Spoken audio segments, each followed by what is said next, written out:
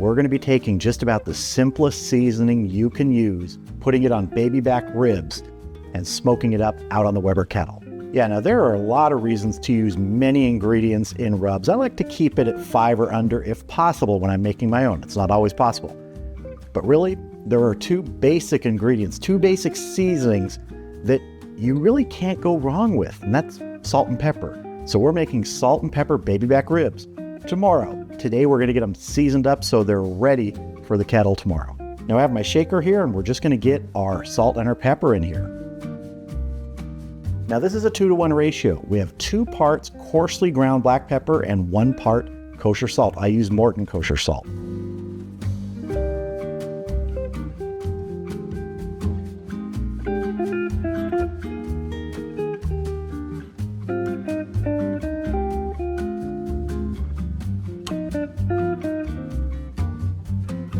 Lid on, and you're going to want to shake this really well because these are not going to want to combine right away.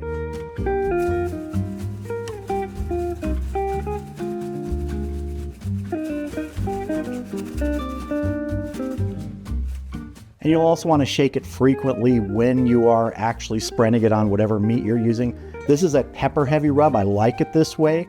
You can adjust it if you like less pepper and more salt, but this is what I like. Now let's get it on our ribs. Now I have a pretty classic slab of baby back ribs here, and I want to see if there's a membrane. I'm not going to take the membrane off, but a lot of times recently when I've been buying my ribs, and I buy them at Costco, they usually come in a 3-pack, I've found that the membrane's gone. Now the membrane here does appear to be here, but we're not going to take it off today. There's good moisture on here, don't really need any binder, so we're just going to start hitting it with some of our seasoning.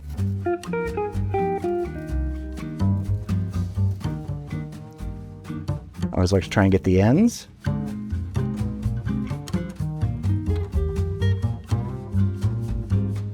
And I have it on a rack here in my tray because it's going to sit in the refrigerator overnight uncovered to let the seasoning sort of absorb. And I like to keep it up off the bottom so it's not in any juices that sweat off.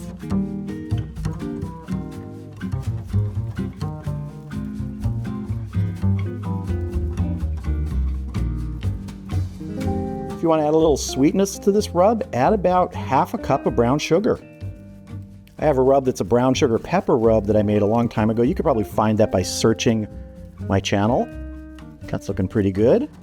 Now before this goes in the refrigerator, I want to give a shout out to my friend Mr. Q and his friends in Henryville, Indiana. You know who you are. Thanks for watching. And now it's time to get this in the fridge, and tomorrow I'll see you out at the Weber Kettle.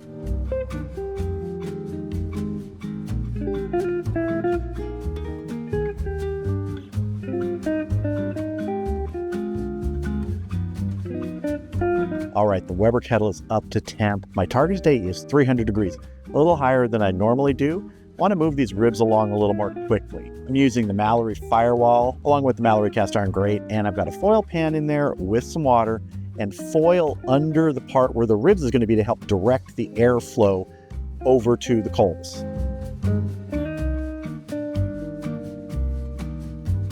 I'm going to get a piece of hickory on here for some smoke today.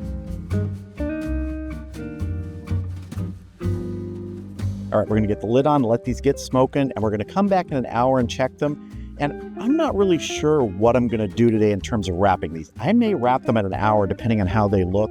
Like I said, we're gonna be moving these a little more quickly at that 300 degree temperature, not a whole lot faster. I'm still expecting this to take between 2 and 3 hours at that temp. But we'll check it at an hour, see if we're close to wrapping. See you back here in about an hour.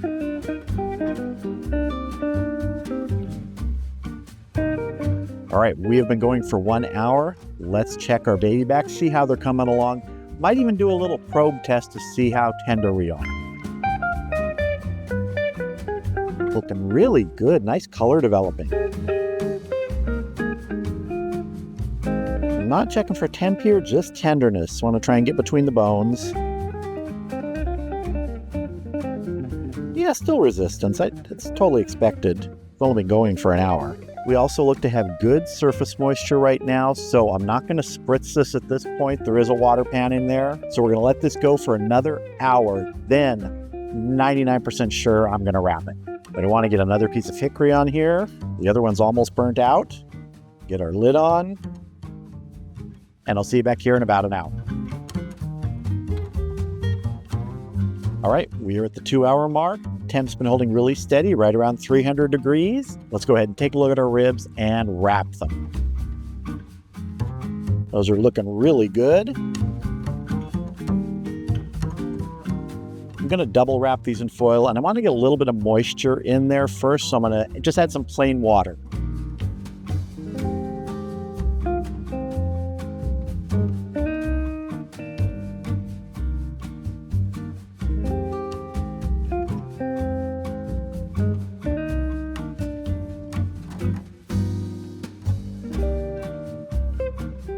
Back on our grill.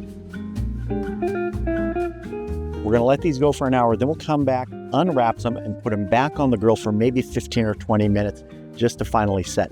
We're not doing any sauce on these today. These are no sauce ribs. We're just going with that nice salt and pepper route. See you back here at the 3-hour mark. We are at the 3-hour mark. Time to unwrap our ribs, get them back on there for maybe 20 minutes just to finally set that outside, and then we'll get them inside and have a taste.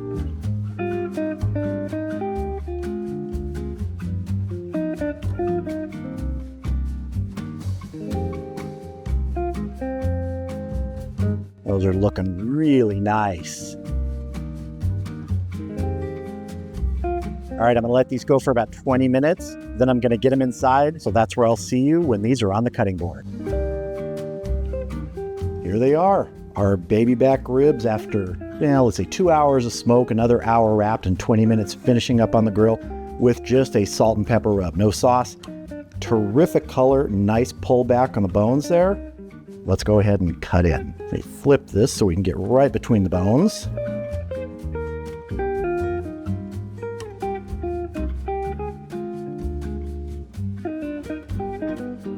That's a good looking baby back.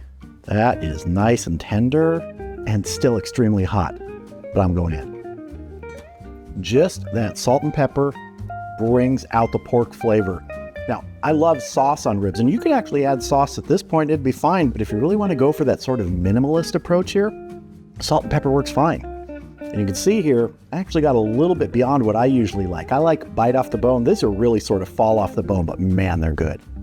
Just super tender and juicy. I mean, everything's just falling off here. That's a pretty clean bone there. And I want to reiterate this. I don't have anything against rubs. I make different rubs. I buy different rubs. Rubs are terrific. But sometimes kind of going back to those basic seasonings lets you know what the flavor of the meat is with just that little bit of extra help, and that's what this does.